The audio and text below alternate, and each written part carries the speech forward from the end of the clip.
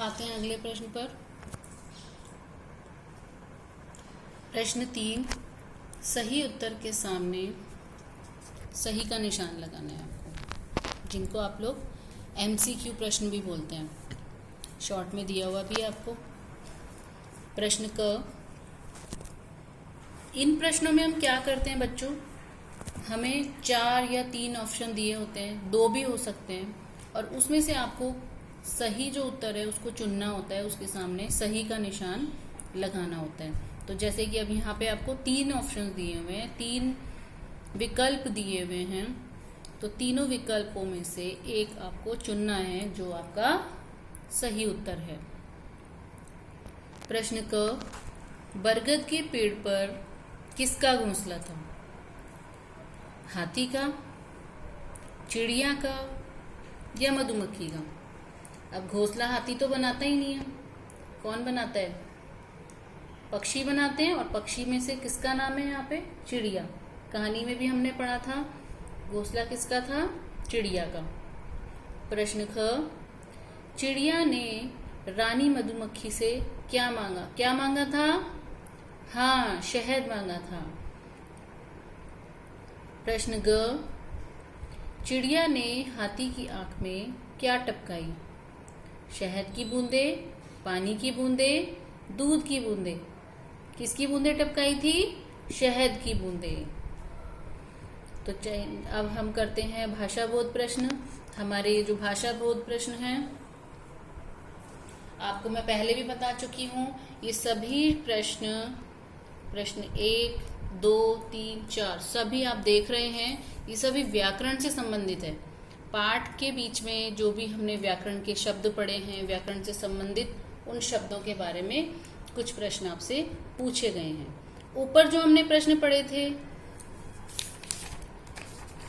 मौखिक प्रश्न, लिखित प्रश्न, ये सभी क्या हैं? पाठबोध प्रश्न है। मतलब पाठ के बीच में से कुछ प्रश्न बनाए गए हैं, वो आपसे मौखिक और लिखित रूप से रिक्त स्थान वाले प्रश्न बनाकर और MCQ वाले प्रश्न बनाकर आपसे पूछे गए थे। अब जो हैं भाषा बोध प्रश्न, पाठ से संबंधित व्याकरण वाले प्रश्न हैं। तो प्रश्न 1 है, समझो और 2-2 शब्द लिखो। पहला है न और ह। आप देख रहे हैं न के नीचे एक चिन्ह लगा हुआ है, ये जो चिन्ह है इसको हम कहते हैं हलंत। तो इनको जब हम मिला के लिखेंगे, और हलंत का चिन्ह हम बच्चों कब लगाते हैं? जब हमको कोई वर्ण आधा लिखना होता है तो हम हलंत का चिन्ह लगाते हैं। तो अभी न यहाँ पे आधा है और है यहाँ पे पूरा है।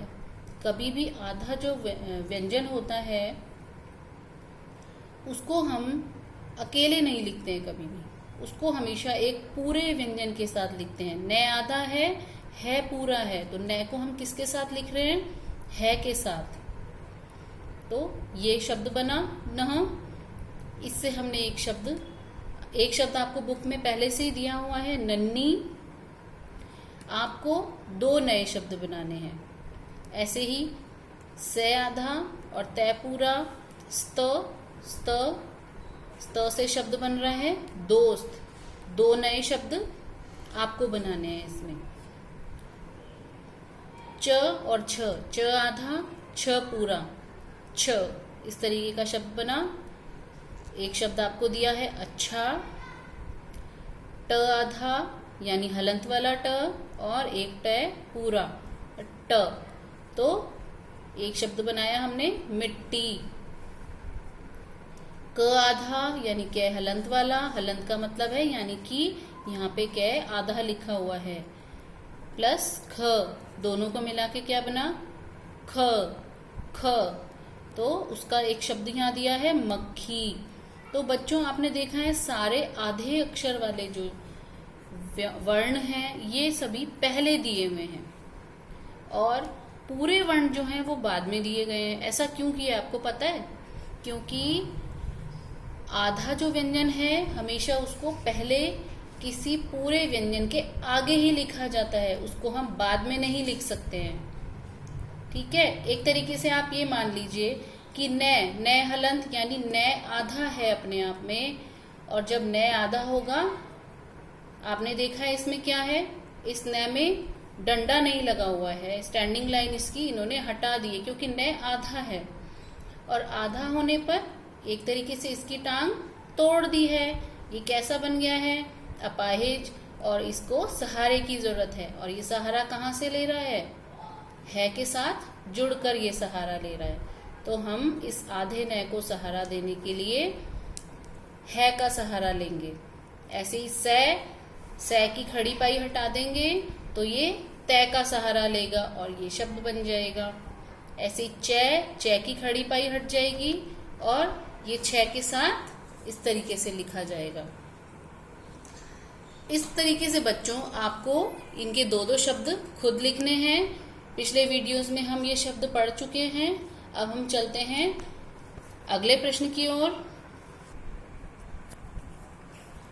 प्रश्न 2 है, एक से अनेक बनाओ और लिखो। आपको एक वचन और बहुवचन मैंने पहले भी समझाया था। ऐसे शब्द जिनको सुनकर या पढ़कर हमें ऐसा लगे कि वो चीज या वो जीव एक है तो वो एक वचन होगा। अगर आपको उसको सुनकर लगता है कि ये एक से ज्यादा हैं, दो हैं, तो वो क्या कहलाएगा, बहुवचन कहलाएगा। तो चिड़िया, चिड़िया जो शब्द है इसका बहुवचन कभी भी हम चिड़ियाएं या चिड़ियों इस तरीके से नहीं लिखते हैं। हमेशा इसका बहुवचन क्या होता है, चिड़िया। अगला शब्द है मधुमक्खी, मधुमक्खियां। टहनी, टहनियां। डाली, डालियां। घोंसला, घोंसले। छत्ता, छत्ते। आंख, आंखें। बूंद, बूंदें। इस तरीके से आप बच्चों अन्य और भी शब्द पाठ में से ढूंढकर लिख सकते हैं। प्रश्न 3 है, उल्टे अर्थ वाले शब्दों को रेखा खींचकर मिलाओ। बच्चों इस पाठ में तो दिया हुआ है और शब्द प्रश्न ज्यादातर यही दिया जाता है कि आप लाइनों से ऐसे ऐसे करके मिला दीजिए, पर आपको मैं पहले भी बता चुकी हूँ ऐसे ऐसे नहीं मिलाना है। आपको सबसे पहले यहाँ आपको नंबर्स लिखने हैं, यहाँ पे ब्रैकेट बनाने हैं। ब्रैकेट में आपको इन शब्दों के जो सही उत्तर यहाँ पे दिए हुए हैं उनके नंबर लिखने हैं। जैसे बाहर, बाहर का सही उत्तर है अंदर, तो अंदर के सामने आप नंबर 1 डालेंगे। अच्छा, अच्छा शब्द का उल्टा अर्थ क्या, शब्द क्या होगा, बुरा। हंसना, रोना, तोड़ना। जोड़ना, दोस्त, दुश्मन। यहाँ आपको एक मुख्य लाइन भी दी हुई है इसी प्रश्न के बारे में। उल्टे अर्थ वाले शब्दों को विलोम शब्द भी कहते हैं। तो विलोम शब्द क्या होते हैं, किसी शब्द का उल्टा अर्थ देने वाले जो शब्द होते हैं उन्हें विलोम शब्द कहते हैं। प्रश्न 4, चित्र देखकर नाम लिखो। आपको नीचे चित्र दिए गए हैं, इन सभी चित्रों के आपको नाम लिखने हैं। और नाम वाले शब्द क्या कहलाते हैं, संज्ञा। तो ये सभी क्या है, संज्ञा है।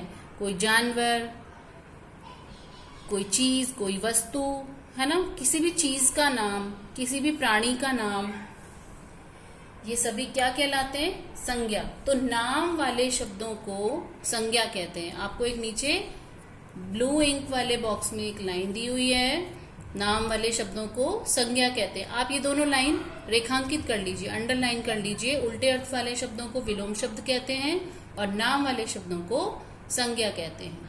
अब हम आते हैं अगले पेज पर। अगला प्रश्न है, सोचो और लिखो। यहाँ पे आपको बच्चों 2 प्रश्न दिए गए थे। तुम्हारे बहुत से दोस्त होंगे, अपने सबसे अच्छे दोस्त के बारे में 3 वाक्य लिखो।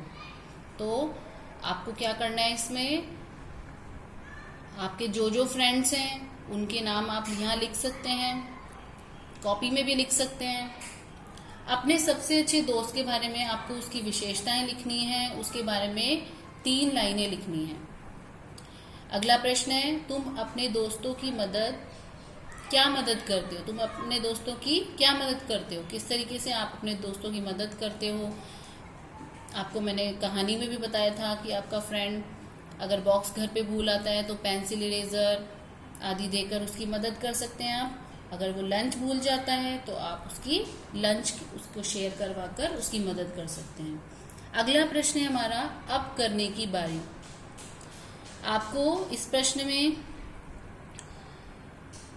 क्या करना है, आपको इस साइड पशु पक्षियों के चित्र दिए हुए हैं, बीच में उनकी बोलियां दी हुई हैं। अब पहला चित्र है कौवे का। कौवे की आवाज क्या होती है? कौवे की आवाज काव काव होती है, तो आपको इससे मिलाना है। चिड़िया, चिड़िया क्या करती है? चींची। कुत्ता, इसको आप भौंभों से मिलाएंगे। कबूतर, गुटरगू। गधा, ये किसका चित्र है? गधे का। गधा क्या करता है? ढेंचू ढेंचू। अगला है बिल्ली, म्याऊ म्याऊ। मुर्गा, कुकड़ुकू। और बकरी, मैं मैं। तो इस तरीके से आप कॉपी में भी एक तरफ सभी जानवरों के नाम लिखेंगे और उनके आगे उनकी बोलियां लिखेंगे और बच्चों इस पाठ को अच्छे से याद करेंगे। तो इसी के साथ इस पाठ का दोहरान पूरा हुआ हमारा। आप इस पाठ को आज अच्छे से याद कर लेंगे।